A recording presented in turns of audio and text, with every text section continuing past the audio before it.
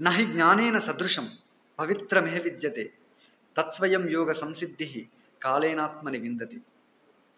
జ్ఞానాన్ని మించినటువంటి, జ్ఞానంతో సమానమైనటువంటి పవిత్రమైనటువంటిది మరొకటి ఈ ప్రపంచంలో లేదు అని శ్రీకృష్ణుడు చెప్పినటువంటి భగవద్గీత శ్లోకంతో ఈ వీడియోను స్టార్ట్ చేస్తున్నాను.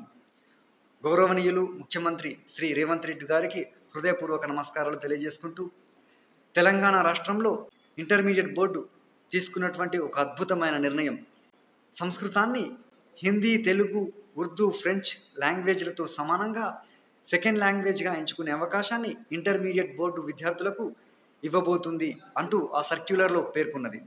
కానీ కొంతమంది ఈ వార్తను మింగుడుపడని వ్యక్తులు దాన్ని నెగిటివ్గా ప్రచారం చేయడం మొదలుపెట్టారు.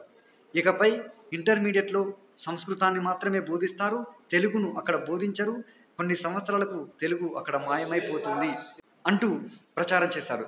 దాంతోపాటు సంస్కృతం ఎందుకు పనికిరాని భాష, నిజ జీవితంలో దీనివల్ల ఎలాంటి ప్రయోజనం లేదు అని కూడా వారు పలికారు. అయితే అలాంటి ఏమాత్రం శాస్త్రీయ జ్ఞానం లేని వ్యక్తుల యొక్క మాటలు నిజం చేస్తూ ఇంటర్మీడియట్ బోర్డు తన నిర్ణయాన్ని వెనక్కి తీసుకుంది. సార్, మనకు తెలియంది కాదు, వేదాల నుంచి ఉపనిషత్తులు, భారతం, రామాయణం, భాగవతం ఇలా అనేక పుస్తకాలు సంస్కృతంలో రచించబడ్డాయి. అలాగే అనేక సైంటిఫిక్ ఆధారిత పుస్తకాలు కూడా సంస్కృతంలో రచించబడ్డాయి.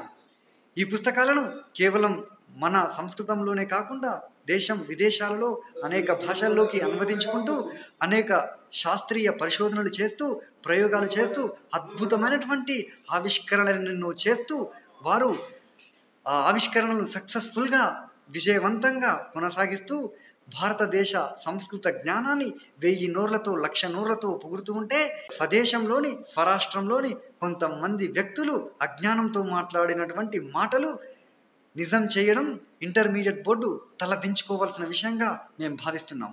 ఇంటర్మీడియట్ వయస్సు యువతీ యువకులకు ఎంతో ముఖ్యమైనటువంటి కాలంగా సంస్కృత పెద్దలు, సంస్కృతి తెలిసిన పెద్దలు గుర్తించడం జరిగింది. ఈ వయసులో కనుక సరైన మార్గనిర్దేశం చేయకపోతే, జీవన విధానాన్ని బోధించకపోతే ఆ యువతీ యువకులు పెడదోవ పడతారు అని గ్రహించి వారిని చక్కటి మార్గంలో నడిపించడానికి సంస్కృతంలోని అత్యద్భుతమైనటువంటి కొంతమంది క్యారెక్టర్స్ని సంస్కృత పాఠ్యాంశాలలో చేర్చారు. అది రాముడు లాంటి గొప్ప గొప్ప క్యారెక్టర్స్తో ఆ పుస్తకాలలో పాఠ్యాంశాలు చేర్చబడ్డాయి. ఆ శ్లోకాలు చదువుకుంటూ ఆ వ్యక్తుల గురించి తెలుసుకుంటూ ఉంటే గొప్పవాళ్ళు ఎన్ని కష్టాలు వచ్చినా తప్పుడు మార్గంలో నడవరు అనే విషయాలు వాళ్ళకు అర్థమవుతాయి. మోరల్స్, వాల్యూస్ వాళ్ళ మెదళ్లలో, హృదయాల్లో నింపబడతాయి.